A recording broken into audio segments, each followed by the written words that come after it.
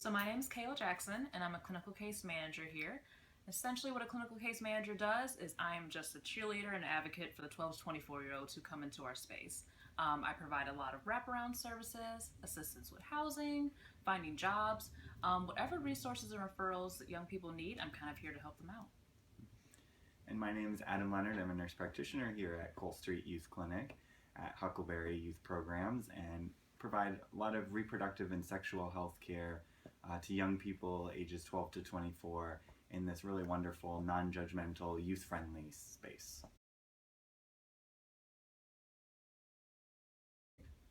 Yeah, so we're the Huckleberry Youth Health Center, and we're located at 555 Cole Street. We're in the Haight-Ashbury area of San Francisco, California.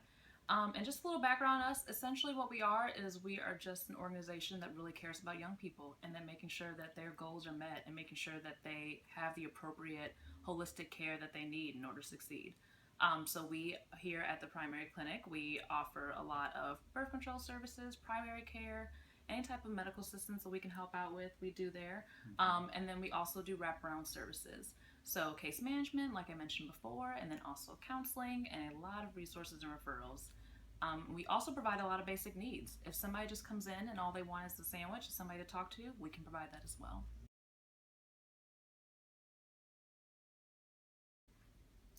So we serve youth ages 12 to 24 in this area of San Francisco.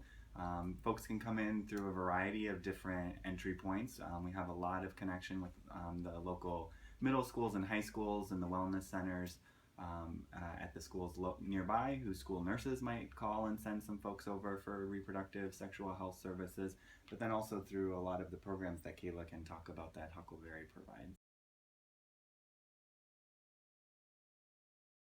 Yeah, so we've got case management services, we've got counseling services.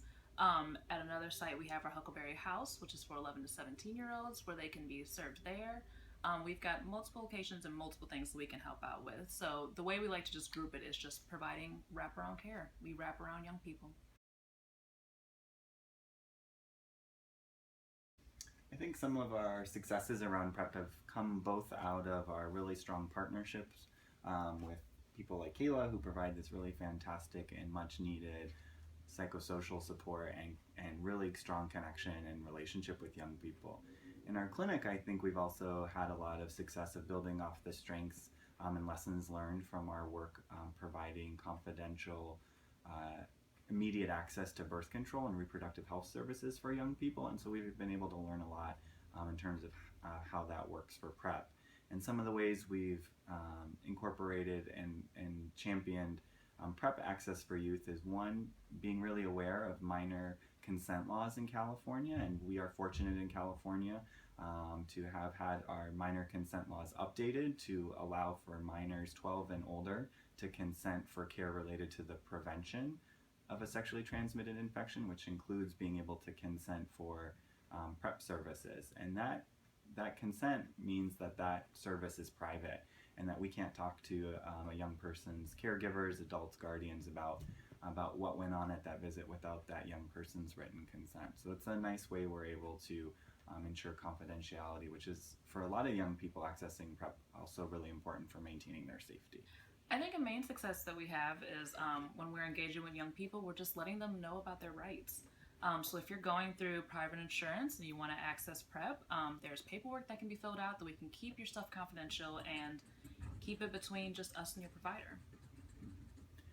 Additionally, when it comes to issues of being able to access services, both paying for a medical office visit and labs and any medications, we've had some successes utilizing both our state Medicaid program, which is called Medi-Cal, which will pay for PrEP, including the medication, even for minors. So in California, again, we're lucky to have that and hope that other states move forward with that as well.